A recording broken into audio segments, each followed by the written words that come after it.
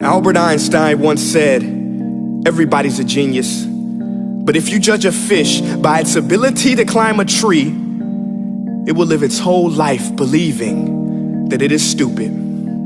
Ladies and gentlemen of the jury, today on trial we have modern day schooling. Glad you could come. Not only does he make fish climb trees, but also makes them climb down and do a 10-mile run. Tell me, school, are you proud of the things you've done?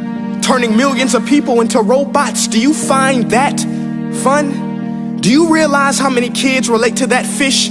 Swimming upstream in class, never finding their gifts, thinking they are stupid, believing they are useless? Well, the time has come, no more excuses. I call school to the stand and accuse him of killing creativity, individuality, and being intellectually abusive.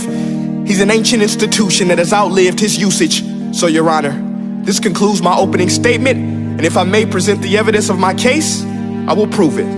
Proceed. Exhibit A. Here's a modern day phone. Recognize it? Here's a phone from 150 years ago. Big difference, right? Stay with me. Here's a car from today, and here's a car from 150 years ago. Big difference, right? Well, get this. Here's a classroom of today, and here's a class we used 150 years ago. Now ain't that a shame? In literally more than a century, nothing has changed. Yet you claim to prepare students for the future? But with evidence like that, I must ask, do you prepare students for the future or the past?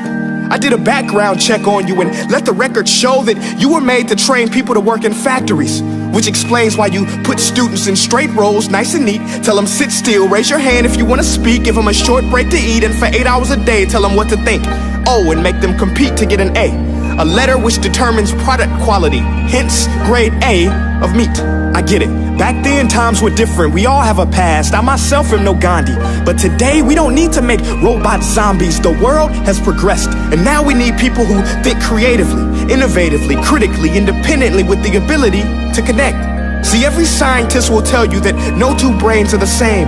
And every parent with 2 or more children will confirm that claim. So please explain why you treat students like cookie cutter frames or snapback hats, giving them this one-size-fits-all crap. Watch your language. Sorry, Your Honor, but if a doctor prescribed the exact same medicine to all of his patients, the results will be tragic. So many people would get sick, yet when it comes to school, this is exactly what happens. This educational malpractice, where one teacher stands in front of 20 kids, each one having different strengths, different needs, different gifts, different dreams, and you teach the same thing the same way? That's horrific.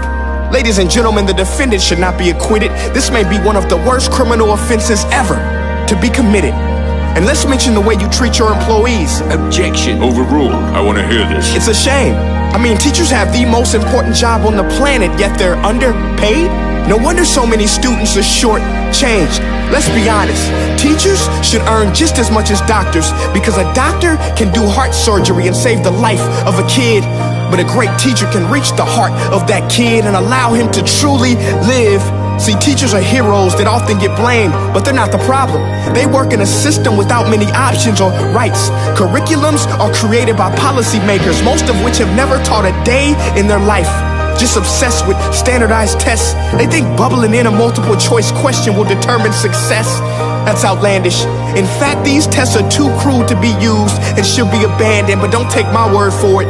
Take Frederick J. Kelly, the man who invented standardized testing, who said, and I quote, "These tests are too crude to be used and should be abandoned." Ladies and gentlemen of the jury, if we continue down this road, the results will be lethal. I don't have much faith in school, but I do have faith in people. And if we can customize healthcare, cars, and Facebook pages, then it is our duty to do the same for education, to upgrade it, change it, do away with school spirit, because that's useless. Unless we're working to bring the spirit out of each and every student, that should be our task. No more Common Core. Instead, let's reach the core of every heart in every class. Sure, math is important, but no more than art or dance. Let's give every gift an equal chance. I know this sounds like a dream, but countries like Finland are doing impressive things. They have shorter school days.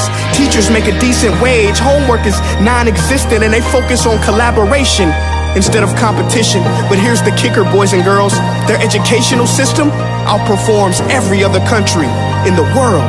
Other places like Singapore are succeeding rapidly. Schools like Montessori, programs like Khan Academy, there is no single solution. But let's get moving, because while students may be 20% of our population, they are 100% of our future. So let's attend to their dreams, and there's no telling what we can achieve. This is a world in which I believe, a world where fish are no longer forced to climb trees. I'll rest my case.